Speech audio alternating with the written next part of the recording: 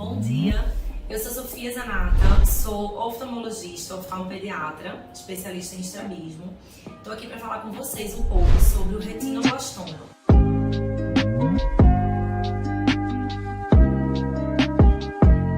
Tivemos um caso recente, diagnosticado, que foi um caso público da filha de um apresentador, que gerou bastante dúvidas sobre esse diagnóstico, sobre a conduta, e a gente está aqui para esclarecer um pouco para todas vocês sobre isso.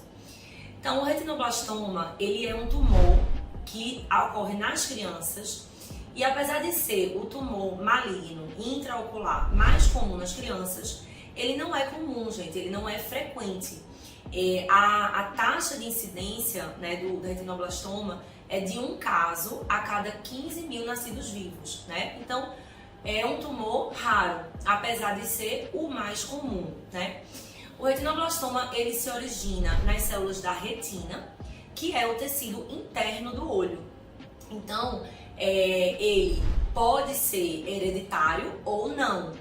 Então, as famílias que têm casos de retinoblastoma, eles têm chance maior, sim, de ter novos casos, mas isso muda a depender de qual tipo de retinoblastoma a criança tem. Então, o retinoblastoma ele pode se dar bilateral, nos dois olhos, ou apenas em um olho. E isso tem bastante diferença, nessa questão genética, tá?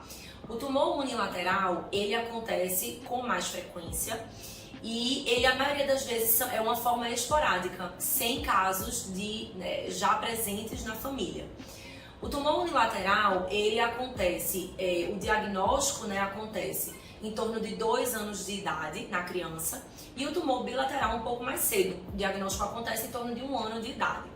Então, os bilaterais, eles são muito mais frequentemente associados à hereditariedade, e o que acontece aqui, o diagnóstico, que é uma dúvida em relação a vocês aqui da clínica, o diagnóstico, ele pode ser feito intraútero, mas é um pouco raro, porque raramente as crianças já nascem com o tumor, Então, em torno de 28 semanas de gestação, a mãe ela pode fazer um ultrassom morfológico com atenção especial para o olho e ser encontrado o retinoblastoma.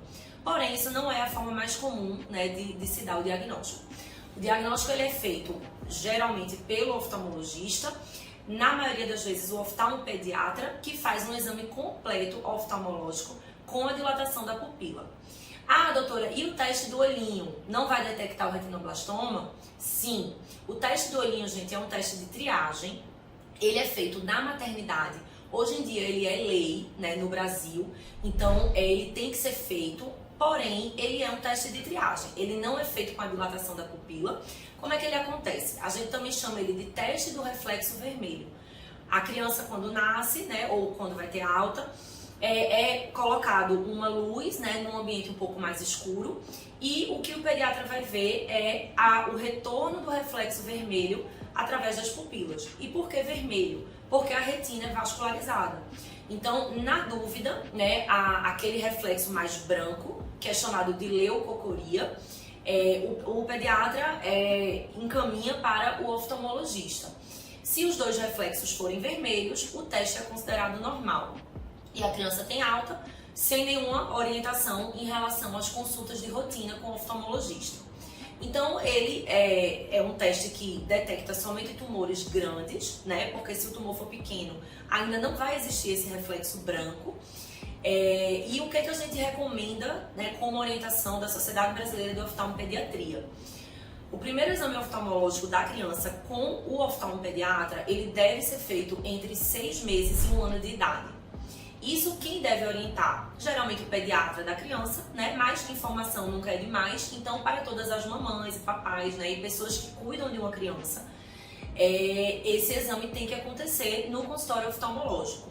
Sempre com a dilatação das pupilas, porque a gente precisa olhar o fundo do olho, Fazer um mapeamento da retina, procurando por essas lesões. Após esse exame estar normal, o exame oftalmológico de rotina, ele acontece 1 vez por ano, Com todas as crianças. Ah, mas o que você vai fazer no consultório se a criança nem fala ainda ou se a criança não tem nenhuma queixa? Lembrando, gente, que dificilmente as crianças se queixam, tá? Na criança pré-verbal, os comportamentos de baixa visão são difíceis de detectar, né? Porque, principalmente se for num olho só, né? O tumor unilateral ou qualquer outra doença unilateral, ele não vai fazer com que a criança tenha comportamentos de baixa visão, né? Então a criança não vai, por exemplo, bater nas coisas, né? Como muitos pais acham que vão conseguir perceber, né? E se a gente aguarda para somente na idade escolar, quando a criança consegue dizer, né, o que está sentindo e vendo, já é tarde em termos do desenvolvimento visual da criança, que se finaliza em torno de 8, 9 anos de idade. Então o exame ele é de rotina, mesmo que ninguém tenha percebido nenhuma alteração e mesmo que não exista nenhuma queixa da criança, até porque a criança só vai começar a verbalizar depois de 2, 3 anos de idade, né? Então essas são as recomendações para o exame, porque só assim a gente consegue dar o diagnóstico de retinoblastoma. E aí, ok, né? Após ser dado o diagnóstico, então a criança ela deve seguir em acompanhamento multidisciplinar. O tratamento do retinoblastoma não vai ser o foco aqui desse vídeo, porque ele é um tratamento que leva em conta muitas especialidades. A criança ela tem que seguir com um oncologista oftalmológico pediátrico, então é um tratamento bem específico. Oncologista pediátrico clínico, né, para a gente fazer, tentar primeiro, né, qual a prioridade, a ordem de sequência de prioridade quando a gente vai pensar numa criança que acabou de ter o diagnóstico. Primeira coisa, salvar a vida da criança, né? O retinoblastoma é um tumor maligno, consequentemente ele pode dar metástase. Então o tratamento ele é mais efetivo, claro, como qualquer câncer, como qualquer tumor maligno, a depender do estadiamento e do tamanho do tumor. Então, quanto mais precoce o diagnóstico, melhor as taxas de cura. Primeira coisa, salvar a vida da criança. Segunda coisa, salvar o olho da criança. Um dos tratamentos do retinoblastoma é a enucleação. Então, para que a gente não precise chegar nesse extremo, né, de retirar o olho da criança, o diagnóstico precoce, ele vai ter ainda condições de tratamento como quimioterapia, radioterapia, braquiterapia, né, que é uma terapia bem localizada, ocular, isso a depender realmente do diagnóstico mais precoce. E por último, a reabilitação visual, né? Então a ordem de prioridade é a vida da criança, o olho da criança e depois a reabilitação visual. Hoje a gente tem taxas de cura de até 90%, 80% a 90%, né, nos países em desenvolvimento. Então são taxas de cura boas, mas isso depende realmente do diagnóstico precoce e da ida, né, da criança ao oftalmologista, porque, né, aguardar por sintomas já seria no estádio avançado, né, da doença. E quais seriam esses sintomas, doutora? Né? De toda forma, não é o mais indicado a gente aguardar por eles, mas o que vocês podem avaliar no comportamento visual dos seus filhos? Estrabismo, né? O estrabismo é o desalinhamento ocular, né? O olhinho vesgo, como todo mundo conhece. O reflexo branco, ele pode ser visto, que é a leucocoria, ele pode ser visto inclusive somente com uma foto, né? Então, você bater uma foto com flash, né? Isso você pode avaliar, né, o reflexo vermelho ou não, branco, né? E no estado mais avançado, a criança pode ter olho vermelho, olho doloroso, né? O fato da criança estar sempre mexendo no olho, né? Isso indica que ela está com algum incômodo naquele olho. Isso são sinais e sintomas que vocês podem perceber na criança. Posições de cabeça, né? Então a criança ela começa a posicionar o olho de uma forma que ela fuja, né, daquele tumor, ou de que ela procure uma visão melhor. Então essas posições viciosas de cabeça, que a gente chama, né, a PVC, também são sinais que vocês podem perceber. Mas, mais uma vez reiterando, não se deve esperar, né, até ter todos esses sintomas, que realmente já pode ser um diagnóstico tardio com a taxa de cura mais baixa e um prognóstico visual pior. Em relação, gente, uma dúvida muito importante, né, que muitos pacientes têm no consultório, é em relação à genética, né? Como detectar antecipadamente, como saber se eu tenho esse risco, né, de dar esse gene para o meu filho, e toda essa parte genética, como é que acontece na prática? Então, o gene detectado do retinoblastoma é o RB1, ele está localizado no cromossomo 13.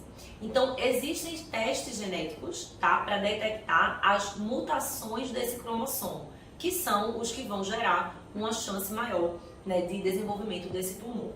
Mas o que acontece na prática hoje em dia? Esse aconselhamento genético, ele existe, ele é importante e ele tem que ser feito em todos os familiares de uma criança que teve o diagnóstico. Então após a suspeita clínica, né, existe a confirmação genética, diagnóstica do tumor, através de exame de sangue normal, comum, né? Existem vários testes genéticos hoje em dia e quem vai indicar melhor qual teste se deve fazer é o oncologista pediátrico, né? O oftalmologista oncológico pediátrico. Mas isso existe através de um exame de sangue comum na criança e em todos os familiares. Então, fazer esse sequenciamento genético é importante para que os familiares saibam qual a probabilidade de ele ter outro filho que também venha ter o retinoblastoma, ou até mesmo dos descendentes da pessoa que tem retinoblastoma, né? Então, por exemplo, nos casos, só um exemplo de alguns números, né? Nos casos bilaterais, por exemplo, a pessoa que tem o retinoblastoma, ela tem uma chance até de doar para o próximo filho dele 40% de chance, né, do seu descendente também ter.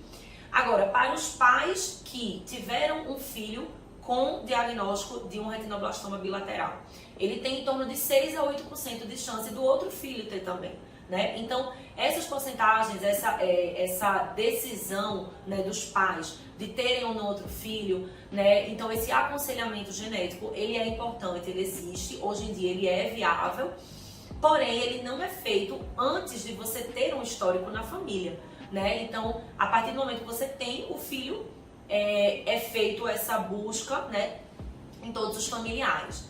Isso é importante.